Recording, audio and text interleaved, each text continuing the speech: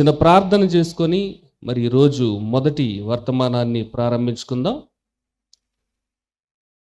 మమ్మల్ని మిక్కిలిగా ప్రేమించిన మా పరలోకపు తండ్రి, మీ అనాది సంకల్పం చొప్పున మీ ప్రేమ చేత మమ్మను ఈ తరములో ఏర్పరచుకొని మరి మీ వాక్యాన్ని ప్రకటించే పాత్రలనుగా మమ్మను ఎన్నుకున్నందుకు కృతజ్ఞతలు తెలియజేసుకుంటున్నాం తండ్రి. మరి ఈ ఏజెన్సీ ప్రాంతములో మిమ్మను గూర్చిన సత్యవాక్కులను తెలియజేయుటకు మరి మీ పిల్లలు సిద్ధపడి ఎంతో శ్రమపడ్డారు తండ్రి. మరి ఆ శ్రమకు తగిన ఫలాన్ని మరి వారు పొందగలుగుటకు సహాయాన్ని దయచేయండి. వాక్యం వింటున్న ప్రతి ఒక్కరూ విన్న వాక్యాన్ని నిష్ప్రయోజనంగా విడిచిపెట్టక వారి హృదయాలలో భద్రపరుచుకొని వారి బ్రతుకులను సరిచేసుకొని మిమ్మల్ని చేరుకునే మార్గంలో మరి వారు జీవించుటకు మీ యొక్క సహాయాన్ని దయచేయమని వేడుకుంటూ ఈ ప్రార్థన మీ ప్రియ కుమారుడును మా రక్షకుడునైన యేసుక్రీస్తు వారి అమూల్యమైన నామములో అడిగి వేడుకొంచున్నాం తండ్రి, ఆమేన్. ప్రియమైన దేవుని వారలారా, విశ్వం దేవుని విద్యాలయమా అనే ఆలోచనాత్మక సభకు మొదటి రోజుకి మనం చేరుకున్నాం. ప్రియులారా, విద్యాలయం అనగానే మన మెదడులలో లేదా మన ఆలోచనలలో మెదిలేది ఏంటి? ఒక స్కూల్, పాఠశాల, అందులో ఒక టీచర్ గారు, ఒక బ్లాక్ బోర్డు, విద్యార్థులు కూర్చోవడానికి మరి బల్లలు, మరి వారు చదువుకోవడానికి అనేకమైన పుస్తకాలు,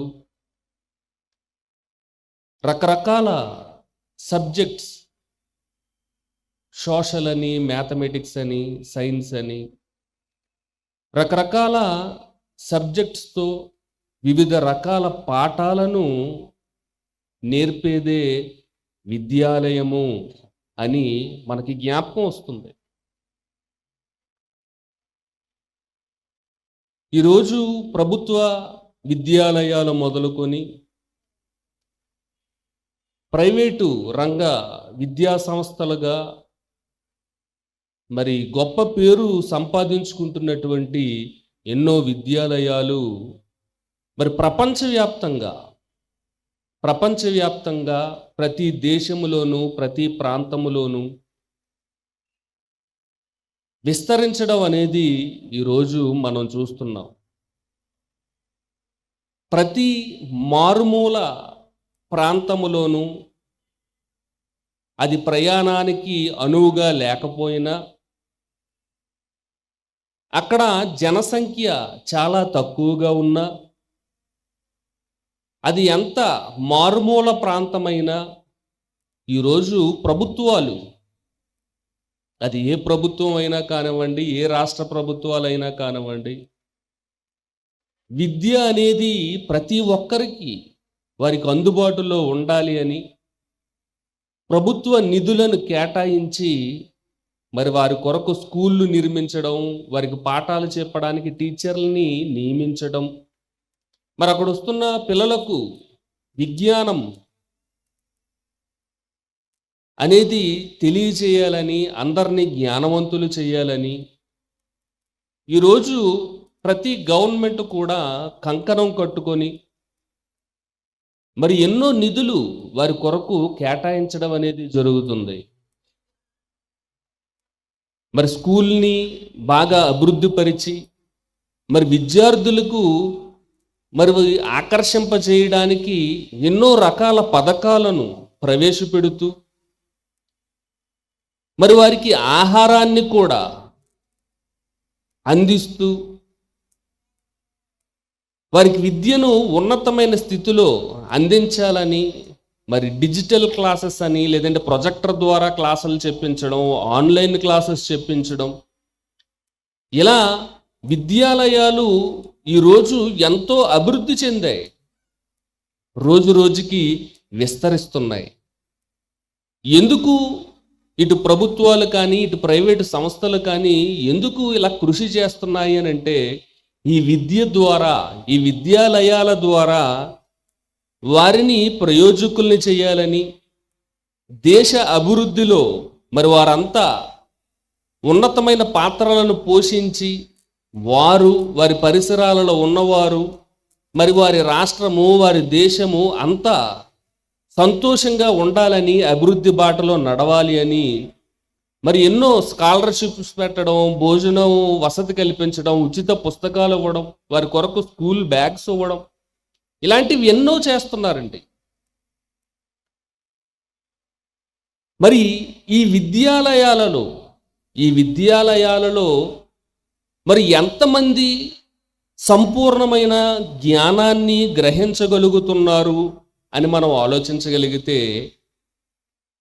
మరి యావత్తు ప్రపంచ శాస్త్రవేత్తలే ఒప్పుకున్న సత్యం, ఈ విశ్వములో మాకు తెలిసినది ఎంతని చెప్పారండి?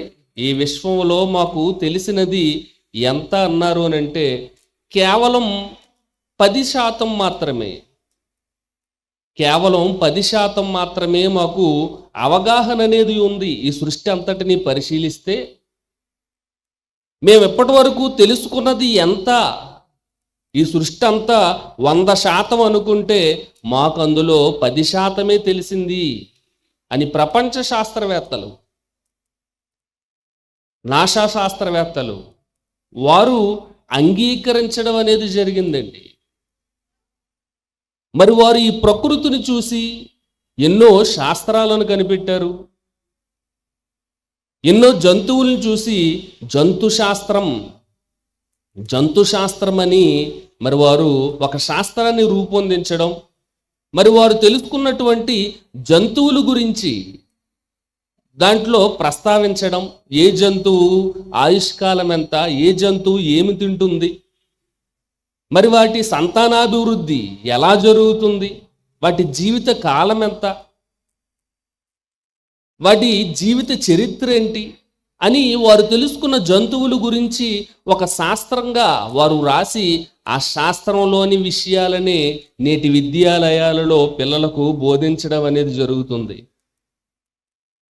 అలాగే ప్రకృతిలో ఉన్నటువంటి చెట్లను చూసి మరి బోటనీ వృక్షశాస్త్రాన్ని తయారు చేశారు. మరి ఎన్నో రకాల చెట్లు గురించి, వాటి యొక్క ఫలాల గురించి, వాటి యొక్క పుష్పాల గురించి ఎన్నో పాఠ్యాంశాలుగా వారు వాటిని అన్నిటినీ వర్గీకరించి పిల్లలకు బోధిస్తున్నారు. అలాగే భూమి నుంచి మరి భూగోళ శాస్త్రం, జియాలజీ, అలాగే ఒక సముద్రం చూసి సముద్రంలోని జీవరాశులను చూసి ఓషనోగ్రఫీ, జియోగ్రఫీ లాగా ఓషనోగ్రఫీ, ఇలా ఎన్నో శాస్త్రాలు. ఒక పక్షులను చూసి ఆర్నిథాలజీని అనే శాస్త్రాన్ని రూపొందించి అందులో అనేకమైన పక్షుల గురించి చెప్పడం ప్రారంభించారు. నేలను ప్రాకే చిన్న చీమ గురించి, ఆ చీమకు కూడా ఒక శాస్త్రాన్ని ఏర్పాటు చేసి మిర్మికాలజీ అని దాని గురించి ఒక పెద్ద శాస్త్రాన్ని, చీమల బ్రతుకు విధానం గురించి తెలుసుకోవాలి అని పాఠ్యాంశాలుగా బోధిస్తున్నారు. ఇలా ఏది నేర్పినా, ఎంత నేర్చుకున్నా, నేర్పే ప్రతీది కూడా వారు బ్రతికే 60-70 సంవత్సరాల జీవితాలకు మాత్రమే పరిమితం. ఇది అందరూ అంగీకరించవలసిందే, ఇది అందరూ ఒప్పుకొని తీరవలసిందే. ఎలిమెంటరీ స్కూల్ నుంచి హై స్కూల్కి వెళ్ళినా, హై స్కూల్ నుంచి ఇంటర్ కాలేజీకి వెళ్ళినా, ఇంటర్ కాలేజీ నుంచి డిగ్రీ కాలేజీకి వెళ్ళినా, డిగ్రీ కాలేజీ నుంచి యూనివర్సిటీ విశ్వవిద్యాలయానికి వెళ్ళినా, అక్కడ బోధించే ఏ సబ్జెక్ట్ అయినా, ఏ శాస్త్రమైనా, ఏ విషయమైనా ఎంతవరకు వారికి ఉపయోగపడుతుంది అని అంటే కేవలం వారు బ్రతికున్నంత వరకు మాత్రమే. వారు జీవించి ఉండే 60-70 సంవత్సరాల వరకు మాత్రమే ఉపయోగపడేది. మరి ఒకవేళ వారి ఆయుష్కాలం తక్కువైతే ఒక 30-40 అనుకోండి, ఏ బీటెక్కో లేదంటే ఏ పిహెచ్డియో చేసిన తర్వాత మరణిస్తే, అలా మరణించిన వారు ఎంతమంది లేరు? మరి బాల్యం నుంచి ఇప్పటి వరకు చదువుకున్న చదువు అంతా ఉపయోగపడిందా, నిరుపయోగమైందా? ఆలోచించాలి ప్రియమైన వారలారా. ఎంతో జ్ఞానం నేర్చుకున్నాడు, చిన్నప్పుడు పలక పట్టుకుంది మొదలుకొని పిహెచ్డి వరకు ఎన్నో శాస్త్రాలు చదివి అన్నీ నేర్చుకున్న తర్వాత ఈ దేహంలో నుంచి ప్రాణం వెళ్ళిపోతే ఆ చదువుకున్న చదువు అంతా దేనికి పనికొస్తుంది? ఒకవేళ బ్రతికు ఉంటే అతనికి ఇవ్వబడిన ఆయుష్కాలం 60-70 సంవత్సరాలు అనుకుంటే, ఆయన వృద్ధాప్యం వచ్చినంత వరకు ఆ విద్య ఉపయోగపడుతుంది. కానీ చనిపోయిన తర్వాత జీవించి ఉండే ఆత్మకు కానీ ఏ విధమైన ఉపయోగము లేదు అని ప్రతి ఒక్కరూ గ్రహించాలి ప్రియమైన వారలారా. ఈరోజు చిన్న ప్రాథమిక పాఠశాల మొదలుకొని విశ్వవిద్యాలయం వరకు వారు బోధించే పాఠాలలో సృష్టిని చూసి సృష్టిలో నుంచి తీయబడిన అంశాలను, విషయాలను, 84 లక్షల జీవరాశుల గూర్చి తెలుసుకుంటున్నారు. కానీ మరి వాటిని సృష్టించినటువంటి సృష్టికర్త, ఈ లోకంలో పుట్టిన ప్రతి మనిషికి పుట్టుకకు కారణం, ఈ లోకంలో ఉన్నటువంటి ప్రతి అణువు సృష్టింపబడుటకు కారణమైనటువంటి సృష్టికర్త గురించి ఏ ఒక్క విశ్వవిద్యాలయంలో కానివ్వండి, కళాశాలలో కానివ్వండి, హై స్కూల్లో కానివ్వండి, ఎలిమెంటరీ స్కూల్లో కానివ్వండి, ఎక్కడా మనకి కనబడదు. సృష్టింపబడిన వస్తువులను వారు ఆలోచిస్తున్నారు కానీ, వాటి గురించి తెలుసుకుంటున్నారు కానీ సృష్టికర్త గురించి ఎవరు తెలుసుకోవట్లేదండి, ఎవరు నేర్పరు. అందుకే దేవుడే నా పిల్లలైన వారికి, ఈ భూమి మీద ఉన్న ప్రతి మనిషికి కూడా నన్ను గూర్చి తెలిపే ఒక గొప్ప విద్యాలయం ఏర్పాటు చేయాలి అని దేవుడు సంకల్పించి ఒక గొప్ప విద్యాలయాన్ని ఏర్పాటు చేశాడండి. ఏంటో తెలుసా? ఆ విద్యాలయం ఏంటో తెలుసా? చూద్దాం బైబిల్ గ్రంథములో. అపోస్తలుడైన పౌలు గారు రోమీయులకు రాసిన పత్రిక 1వ అధ్యాయం 19-20 వచనాలు. అపోస్తలుడైన పౌలు గారు రోమీయులకు రాసిన పత్రిక 1వ అధ్యాయం 19-20 వచనాలు. ఎందుకనగా దేవుని గూర్చి తెలియశక్యమైనదేదో అది వారి మధ్య విషదమై ఉన్నది. దేవుడు అది వారికి విషదపరిచెను. చూడండి, ఇక్కడ దేవుడు మాట్లాడుతున్నాడు. పరిశుద్ధాత్మ ప్రేరణ చేత వ్రాయబడిన ఈ పరిశుద్ధ గ్రంథములోని మాటలు దేవుని మాటలు, దేవుని మనస్సు. దేవుని గూర్చి తెలియశక్యమైనదేదో, దేవుని గురించి ఏదైనా మనం తెలుసుకోవాలి అని అనుకుంటే,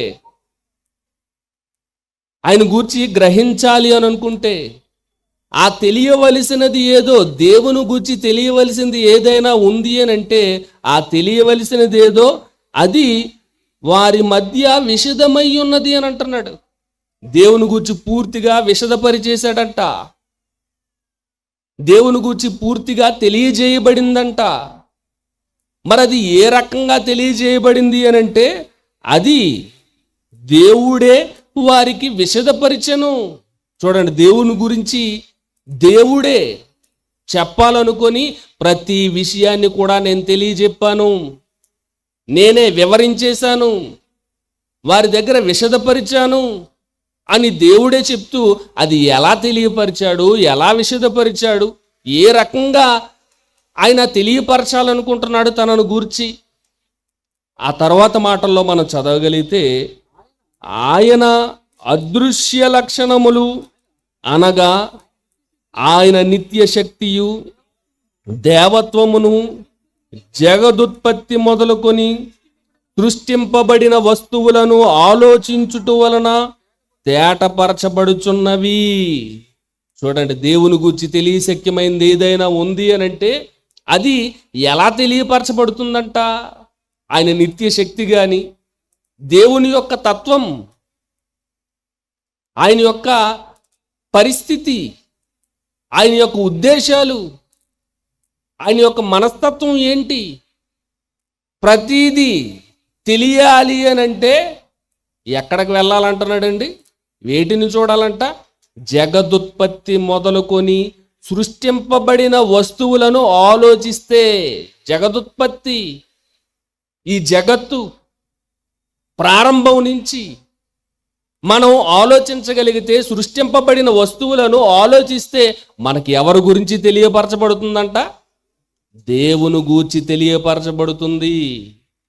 ఈ సృష్టి, పంచభూతాలు, నింగి, నేల, నీరు, నిప్పు, గాలి, విశాలమైన ఆకాశము, ఆ విశాలములో కోటాను కోట్ల నక్షత్రాలు, ఎన్నో గ్రహాలు, ఆ గ్రహాల మధ్యలో మనిషికి నివాస యోగ్యమైనటువంటి భూగోళము, ఆ భూగోళములో చక్కటి వాతావరణము, మనిషి బ్రతుకుటకు ప్రాణవాయువు, నీరు, అగ్ని, 84 లక్షల జీవరాశులు, అందులో ఎన్నో రకాల జంతువులు, ఎన్నో రకాల పక్షులు, ఎన్నో వృక్షాలు, ఎన్నో ఆహార పదార్థాలు, ఎన్నో ధాన్యాలు, ఎన్నో కాయగూరలు, ఎన్నో ఫలాలు, ఎన్నో సముద్ర జీవులు, ఆకాశంలో ఎగిరే పక్షులు, నేలను ప్రాకే పురుగులు, ఇవన్నీ జగదుత్పత్తి మొదలుకొని సృష్టింపబడిన వస్తువులు. ఈ సృష్టింపబడిన వస్తువులని మనం ఆలోచిస్తే దేవుని గురించి క్లియర్గా తేటపరచబడుచున్నది. చాలా క్లియర్గా తెలిసిపోతుందంట. ఈ ప్రకృతిని చూస్తే, ఈ విశ్వాన్ని చూస్తే, దేవుడు సృష్టించిన ప్రతి అణువును చూస్తే అందులో దేవుని యొక్క లక్షణాలు, ఆయన అదృశ్య లక్షణాలు, ఆయన యొక్క తత్వము, దేవుని గురించి తెలియాలనుకుంటున్నది, మీరు తెలుసుకోవాలనుకుంటున్నది ఏదైనా ఉంది అని అంటే ఈ ప్రకృతిని అంతటిని పరిశీలిస్తే, వాటిని అన్నిటినీ మన నేత్రాలతో పాటు మనోనేత్రాలను కూడా ఉపయోగించి చూడగలిగితే సమస్తము మనకి తేటపరచబడుచున్నది. అన్నీ తెలిసిపోతాయంట, అన్నీ తెలుస్తాయండి దేవుని గురించి సమస్తం. చూడండి, దేవుని విద్యాలయం, దేవుని గురించి తెలియచెప్పే విద్యాలయాన్ని దేవుడు ఎలా మన కొరకు ఏర్పాటు చేశాడంటే, ఆయన సృష్టించిన సృష్టే, ఈ విశ్వమే ఒక గొప్ప విద్యాలయంగా, దేవుని గూర్చి తెలిపే ఒక గొప్ప విద్యా సంస్థగా దేవుడు ఏర్పాటు చేశాడండి. ఇది ఎంతమందికి తెలుసు? ఎంతమంది గ్రహించగలుగుతున్నారు? ఎంతసేపు మనము ఈ 60-70 సంవత్సరాల ఈ భూ సంబంధమైన జీవితానికి ఉపయోగపడే విద్య గురించి ప్రయాసపడుతున్నాము, ఎన్నో వేల రూపాయలు ఖర్చు చేస్తున్నాము, ఎంతో పుస్తకాలని, ఫీజులని, వారికి తగిన ఏర్పాట్లని, వారి భవిష్యత్తు బాగుండాలని ఎంతో శ్రమ పడుతుంటారు కదండి తల్లిదండ్రులు పిల్లల కోసం. అందులో దేవుని గురించి తెలియట్లేదు, అందులో దేవుని గురించి ఎవరు చెప్పట్లేదు, ఈ సృష్టికర్త ఎవరో తెలియపరచట్లేదు. అందుకే దేవుడే ఈ విశ్వమే దేవుని విద్యాలయం. సృష్టింపబడిన ప్రతి వస్తువును కూడా మీరు ఆలోచిస్తే మీకు నా గురించి తెలుస్తుంది, చాలా క్లియర్గా తెలుస్తుంది, తేటపరచబడిపోతుంది అని దేవుడు చెప్పాడు. ఈరోజు ఎంతోమంది ప్రకృతి అన్వేషకులు చాలామంది ఉన్నారు కదండి. ప్రకృతిని అన్వేషించేవారు, పరిశోధించేవారు, ఇంకా కొత్త కొత్త జీవులు ఏమైనా ఉన్నాయా ఏంటి, పర్యావరణం ఏంటి, వాతావరణం ఏంటి అని నిరంతరము అన్వేషించే వాళ్ళు చాలామంది ఉన్నారు. వారినే శాస్త్రవేత్తలు అని అన్నారు, వారినే పరిశోధకులు అన్నారు. వారు ప్రకృతిని చూశారు కదా, ప్రకృతిని పరిశోధించారు కదా, వారికి దేవుని గురించి తెలియలేదా? వారికి అర్థం అవ్వలేదా దేవుని యొక్క అదృశ్య లక్షణాలు ఏంటో, ఆయన యొక్క నిత్య శక్తి ఏంటో, ఆయన యొక్క దేవత్వం ఏంటో గ్రహించలేదా అండి? గ్రహించారు. గ్రహించి ఏం చేశారో తర్వాత మాటల్లో చెప్తున్నారు చూడండి, 21వ వచనం. మరియు వారు దేవునిని ఎరిగియు ఆయనను దేవునిగా మహిమపరచలేదు, కృతజ్ఞతాస్తుతులు చెల్లింపను లేదు, గాని తమ వాదముల యందు వ్యర్థులైరి.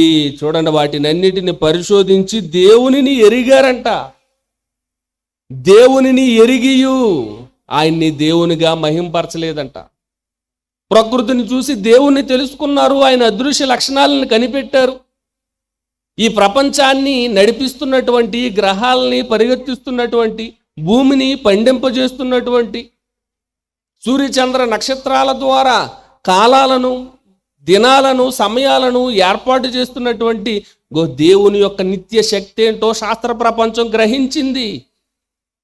కానీ దాన్ని దేవుడు అని అంటే వీరికేం గొప్పతనం వస్తుంది అని చెప్పి గాడ్ అని మానేసి ఏమని పేరు పెట్టారో తెలుసా?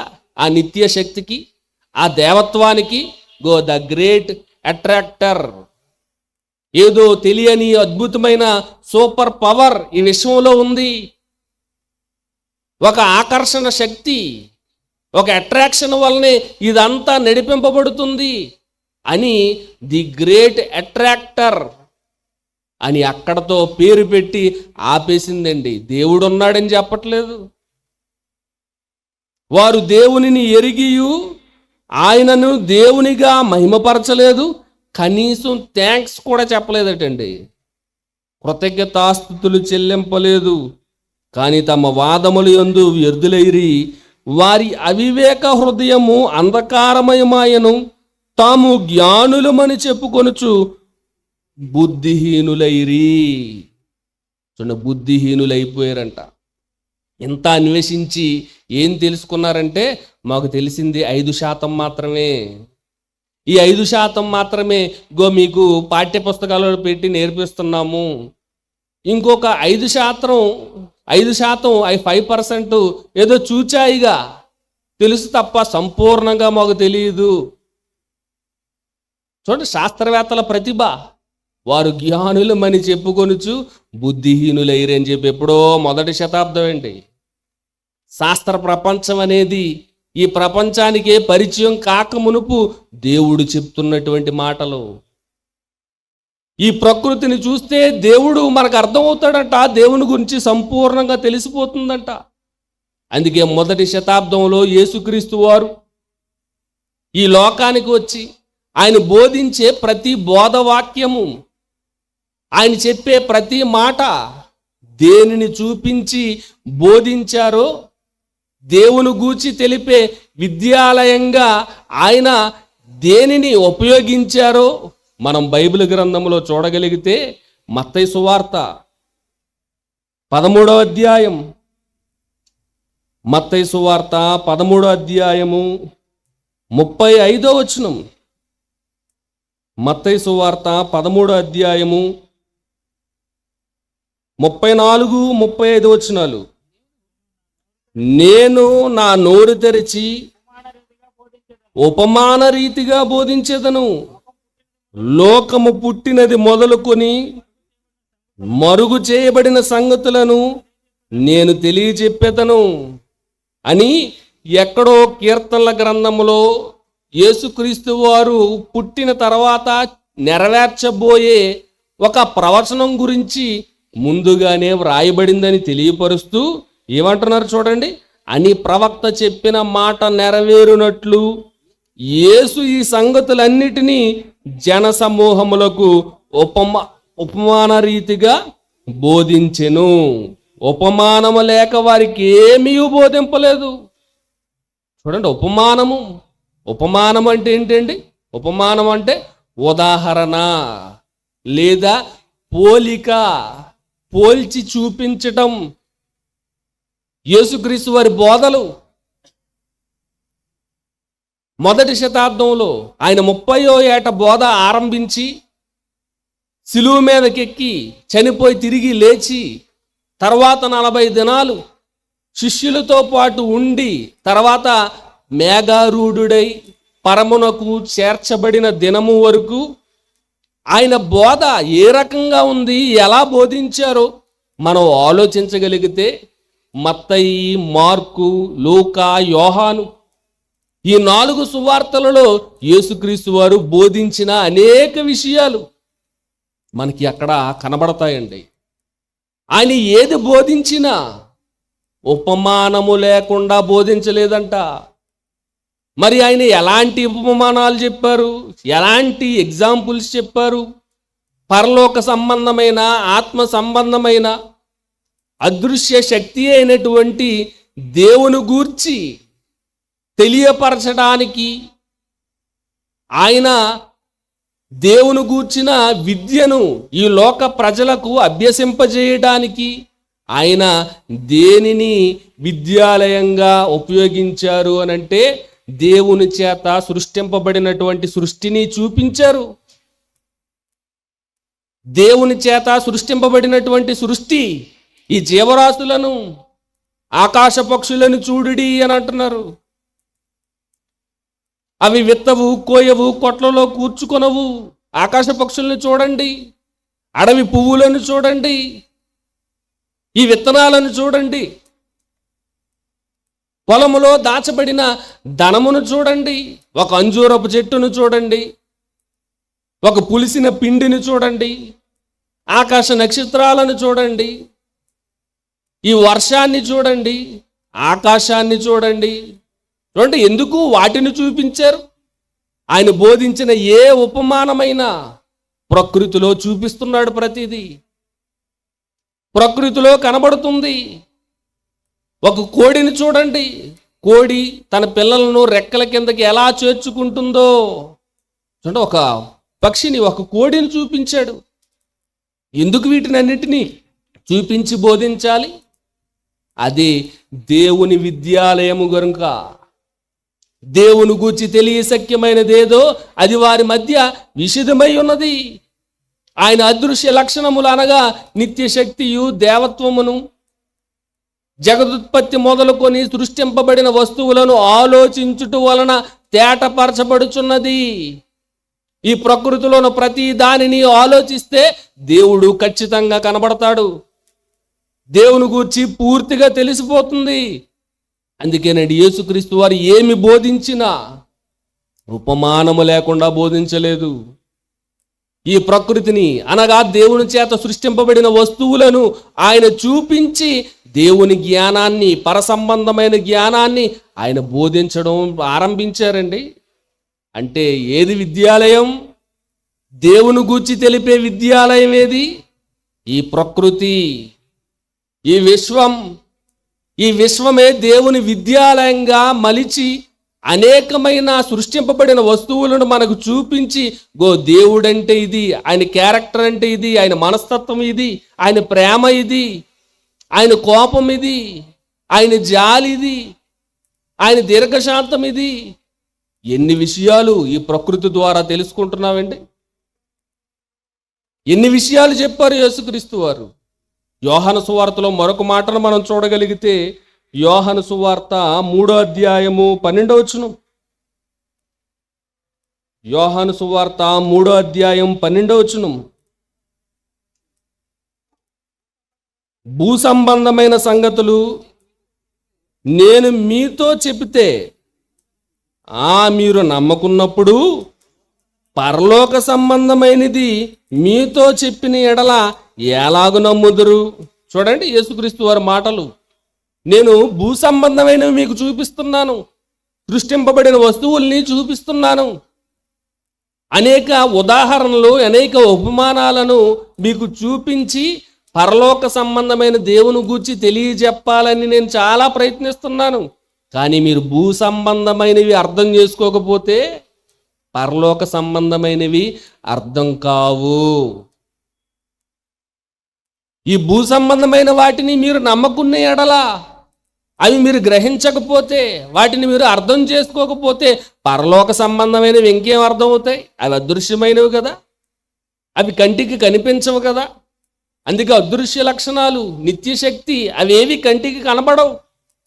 ఆ కంటికి కనబడనివి, ఆత్మ సంబంధమైనవి, పరలోక సంబంధమైనవి మీకు అర్థం కావాలి అని అంటే ఈ ప్రకృతి సంబంధమైనవి, మనం రోజు అనుభవిస్తున్నటువంటివి, రోజు చూస్తున్నటువంటివి, ఈ ప్రకృతిని, ఈ సృష్టిని మనం ఆలోచిస్తే మనకి అర్థమవుతాయి. అందుకే యేసుక్రీస్తు వారు పరలోక సంబంధమైన విషయాలు అర్థం చేయడానికి భూ సంబంధమైనవి ఉపమానాలు, ఉదాహరణలు, భూ సంబంధమైన వస్తువుల్ని పోల్చి ఆయన చెప్పడం జరిగిందండి. ఇదండి విశ్వవిద్యాలయం, దేవుని జ్ఞానం.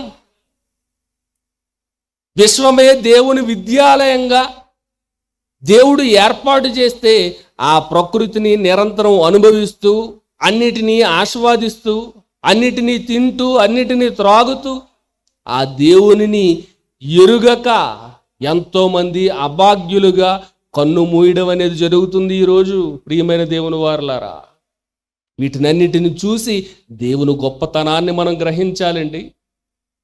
ఆయన శక్తిని మనం గ్రహించాలి. ఈరోజు అనేక మంది విఫలమైపోతున్నారండి ఈ విషయంలో. అనుభవిస్తున్నారే కానీ, చూస్తున్నారే కానీ దేవుని లక్షణాలను గ్రహించలేకపోతున్నారు, గుర్తించలేకపోతున్నారు. ఈ సృష్టి దేవునిది కాదు అని అంటున్నారు, అసలు దేవుడే లేడు అని అంటున్నారు. సృష్టికర్త లేడంట. సృష్టికర్త లేకపోతే ఈ సృష్టింపబడిందంతా ఎలా వచ్చిందండి? వారి నోటికి హద్దేమీ లేదండి.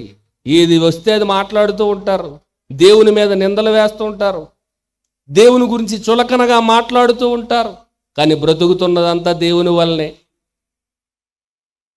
చూడండి వారి పరిస్థితి భవిష్యత్తులో ఎంత ఘోరంగా ఉండబోతుందో ఈ విశ్వవిద్యాలయంలో కనబడుతుందండి. కాబట్టి ప్రియమైన దేవుని వారలారా, ఈ విశ్వం దేవుని విద్యాలయం. ఈ ప్రకృతే దేవుడు ఏర్పాటు చేసినటువంటి మనుషులకు పెద్ద పాఠశాల. స్కూల్లో చిన్న బ్లాక్ బోర్డు ఉంటుంది, కానీ దేవుడు ఈ విశాలమైన ఆకాశాన్నే ఒక బోర్డుగా, ఈ విశ్వంగా మలిచాడు. మహాసముద్రాలను, ఈ భూమండలాలను, అందులో ఉన్నటువంటి జీవరాశులను దేవుడే తనను గూర్చి తెలియచెప్పడానికి మనకి ఒక గొప్ప విద్యాలయంగా దేవుడు ఏర్పాటు చేశాడు. చదువు రానివారు, ఏ విధమైన లోక సంబంధమైన జ్ఞానము తెలియని వారు కనీసం ప్రకృతినైనా చూసి నా గురించి తెలుసుకోవాలని దేవుడు ఏర్పాటు చేశాడండి. మీలో చాలామంది చదువుకోలేని వారు ఉంటారు, శాస్త్రాల గురించిన అవగాహన లేని వారు ఉంటారు. పక్షి శాస్త్రం గురించి తెలియదు, లేదంటే ఖగోళ శాస్త్రం గురించి తెలియదు, జువాలజీ గురించి తెలియదు, బోటనీ గురించి తెలియదు. అవేవి తెలియకపోయినా, మీకు ఆ అనే అక్షరం కూడా రాయడం రాకపోయినా, ఆల్ఫబెట్స్లో ఏ అనే పదం కూడా తెలియకపోయినా, మీరు ఎంత నిరక్షరాస్యులైనా మీకు దేవుని గురించి తెలియచేయడానికి ఈ ప్రకృతి ఎల్లప్పుడూ సిద్ధంగా ఉంటుందండి. ఈ ప్రకృతిని చూడండి. మీరు పలక, పెన్ను, పుస్తకాలు ఏమీ తెచ్చుకోవలసిన అవసరం లేదు. చదువు రాని వారు ఈ ప్రకృతిని చూస్తే దేవుని శక్తి ఏంటో వాటిని ఆలోచించండి. ఇది ఎలా వచ్చింది? దీనికి ఇంత రుచి ఎలా వచ్చింది? దీనికి రంగు ఎలా వచ్చింది? ఇన్ని రకాలు ఎలా వచ్చాయి? ఏంటి ఆలోచిస్తే తెలియదా? మనం నిరంతరం ప్రాణవాయువు పీల్చుకుంటున్నాం కదా. ఈ ప్రాణవాయువే లేకపోతే మన పరిస్థితి ఏమవుతుంది? 2 నిమిషాలు ముక్కు మూసుకోండి, మన ఊపిరి ఆగిపోద్ది. అంతే కదండి, 2 నిమిషాలు. మరి నిరంతరం మనల్ని ఇలా బ్రతికిస్తున్నటువంటి ప్రాణవాయువు ఎవరిచ్చారు? మనకి అందుబాటులో ఈ వాతావరణంలో ఈ ఆక్సిజన్ అనేది ఎలా ఉత్పత్తి అవుతుంది? ఎవరు దీని వెనకాతలు ఎవరున్నారు? మన కోసం ఇన్ని ఏర్పాట్లు ఎవరు చేశారు? ఎప్పుడైనా ఆలోచించావా అండి? ఎప్పుడైనా ఆలోచించావా? ఆలోచించాలి ప్రియమైన దేవుని వారలారా.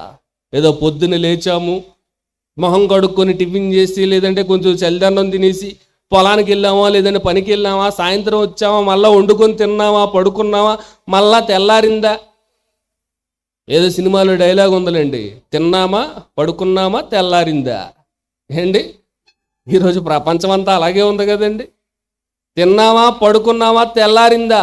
ఆ తిండి కోసమే బ్రతుకుతున్నావా, ఆ తిండి కోసమే ఉద్యోగం చేస్తున్నావా, ఆ తిండి కోసమే చదువుతున్నావా అని అక్కడతోనే ఆగిపోయారు తప్ప వీటన్నిటిని సృష్టించిన దేవుడు ఎవరు?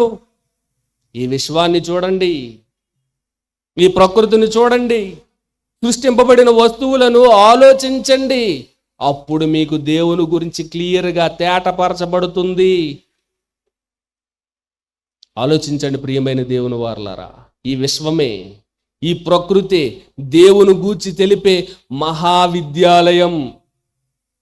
ఆ విద్యాలయంలో ఉన్న ప్రతి దానిని కూడా ఆలోచించండి. దేవుని గూర్చి తెలుపుతుంది, అది దేవుని గూర్చి వివరిస్తుంది. మీకు ప్రయత్నించండి, కనీసం వాటిని చూసైనా దేవుణ్ణి తెలుసుకోవాలని మిమ్మల్ని అందరినీ ప్రేమపూర్వకంగా కోరుకుంటూ